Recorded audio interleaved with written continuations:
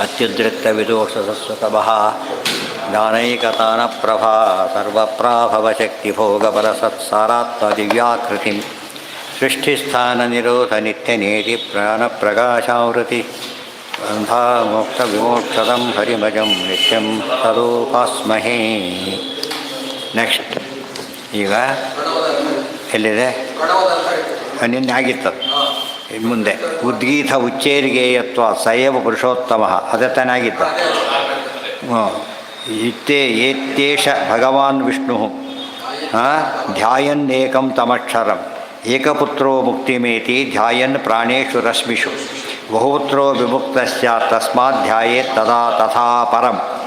ಉದ್ಗೀತನ ನೈರೀತಿನ ಉಚ್ಚೈಹಿ ಗೇಯತ್ವಾತ್ ಸಯೇವ ಪುರುಷೋತ್ತಮ, ಉಚ್ಚವಾಗಿ ದೊಡ್ಡಾಗಿ ಹಾಡಲ್ಪಡ್ತಕ್ಕಂಥ ಧ್ವನಿ ಮಾತ್ರ.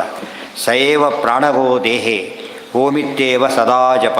ಹೀಗೆ ಬಾಣದೇವರ ಮನಸ್ಸಿಟ್ಬಿಟ್ಟು ಓಂಕಾರವನ್ನು ಮತ್ತೆ ಮತ್ತೆ ಹೇಳ್ತಿದ್ದರೆ ಏನಾಗುತ್ತೆ? ಏತೇವ ಭಗವಾನ್ ವಿಷ್ಣುರ್ ಧ್ಯಾಯನ್ನೇಕಂ ತಮಕ್ಷರಂ. ಇವನು ವಿಷ್ಣು ಅನುಗ್ರಹ ಮಾಡಿಯೇ ಮಾಡ್ತಾನೆ ಅವನಿಗೆ.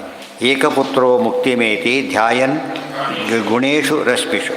ನಮ್ಮಲ್ಲೊಂದು ಮಾತಿದೆ, ಏಕಪುತ್ರೋ ಹ್ಯಪುತ್ರಕಃ. ಇಂಗ್ಲೀಷ್ಗಳು ಕೇಳಿರುತ್ತೆ, ಒಬ್ಬ ಮಗ ಅಲ್ಲ ಅಂತೇಳಿ. ಆದರೆ ಇದೆಲ್ಲ ಗೊತ್ತಿದ್ದವನಿಗೆ ಒಬ್ಬನಿದ್ದರೂ ಸಾಕು, ಅಥವಾ ಹೆಚ್ಚಿದ್ರೂ ಪರವಾಗಿಲ್ಲ. ಒಬ್ಬರಿದ್ರೂ ಅಷ್ಟೇ, ಹೆಚ್ಚಿದ್ರೆ it makes no difference. But ಮುಖ್ಯ ಇದಿರಬೇಕು ಜ್ಞಾನ. ಅಥವಾ ಅಪುತ್ರನಾದರೂ ತೊಂದರೆ ಇಲ್ಲ. ಏಕಪುತ್ರ ಆಗ್ಬೋದು, ಅಪುತ್ರ ಆಗ್ಬೋದು, ಬಹುಪುತ್ರ ಆಗ್ಬೋದು, ಏನು ಬೇಕಾದ್ರೂ ಆಗ್ಬೋದು. ಆ ನಿಬಂಧನೆ ದಾಟಿಬಿಡ್ತಾನೆ ಅಂತ ಅರ್ಥ. ಏಕಪುತ್ರೋ ಮುಕ್ತಿಮೇತಿ ಧ್ಯಾಯನ್ ಪ್ರಾಣೇಶು ರಶ್ಮಿಷು ಬಹುಪುತ್ರೋ ವಿಮುಕ್ತ ಸ್ಯಾತ್ ತಸ್ಮಾತ್ ಧ್ಯಾಯೇತ್ ತದಾಪ. ಏಕಪುತ್ರ ಬಹುಪುತ್ರ ಯಾವುದು ಕೌಂಟ್ ಆಗೋದಿಲ್ಲ. ಆದ್ದರಿಂದ ದೇವರ ಧ್ಯಾನ ಮಾಡಬೇಕು ಅಂತ ಇಂಪಾರ್ಟೆಂಟ್ ಅಷ್ಟೇ. ಪ್ರಾಣಸ್ಥಂ ಭೂಮಾನಂ ಅಭಿಗಾಯ ದುರುದ್ಗೀತಂ ಅನು ಸಮಾಹರತಿ ಅನುರೂಪಮೇವ ಕರೋತಿ. ಅಂದರೆ ಪ್ರಾಣಸ್ಥಂ ಭೂಮಾನಂ ಅಭಿಗಾಯ ದುರುದ್ಗೀತಂ ದುರುದ್ಗೀತ ಅಂದರೆ ಹೊಂದಲಿಕ್ಕಾಗದೇ ಇರತಕ್ಕಂಥವರ ಹೊಂದಲಿಕ್ಕೆ ಸಾಧ್ಯ ಆಗುತ್ತೆ. ಪ್ರಾಣದೇವರ ಮೂಲಕ ಹೋದರೆ ಪ್ರಾಪ್ಯನ, ಇಲ್ಲದ್ರೆ ಪ್ರಾಣ ಸಾಧ್ಯ ಇಲ್ಲ. ಇವತ್ತು ನೀರು ದಾಟಬೇಕಾದ್ರೆ ಹರಿಗೋಲು ಬೇಕೇ ಬೇಕು, ಇಲ್ಲ ಈಜು ಬರಬೇಕು. ಈಜು ಬಂದವ್ರಿಗೆ ಎಕ್ಸೆಪ್ಷನ್ ಅದು. ಆದರೆ ಸಾಮಾನ್ಯವಾಗಿ ಈಜು ಬಂದವರು ಲೋಡ್ ಇದ್ದರೆ ಹರಿಗೋಲು ಅವ್ರಿಗೂ ಬೇಕಾಗುತ್ತೆ. ಆ ಅರ್ಥದಲ್ಲಿ ಈ ನಿಯಮ ಇರೋದರಿಂದ ಯಾವುದು ದುಸ್ಸಾಧ್ಯ ಅಂದ್ಕೊಂಡಿರ್ತೇವೆ ಅದೇನಾಗತ್ತೆ? ಸುಸಾಧ್ಯವಾಗತ್ತೆ. ಹೋತೃವದನ ಕಥನಂ ಅಗ್ನಿಸ್ಥಂ ಭಗವಂತಂ ಧ್ಯಾತ್ವಾ.